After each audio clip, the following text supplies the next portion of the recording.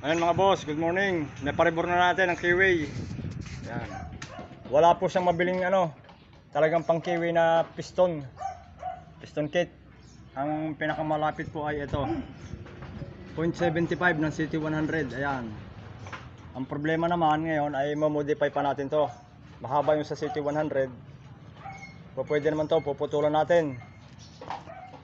Putulan natin to, sasabi to sa crankshaft. Tapos gagrinder-grind natin ibabaw, ipa-flat ho natin ito. Flat piston. Yan ang magiging kanya, yan ang solusyon diyan. Kasi wala pong pang Euro mismo, Euro Kiwi na piston kit.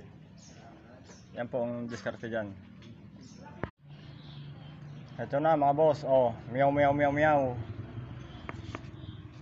Malaking ating binawas Halos kalahating pulgada. Sa piston ng CT100. Yan. Goods na to.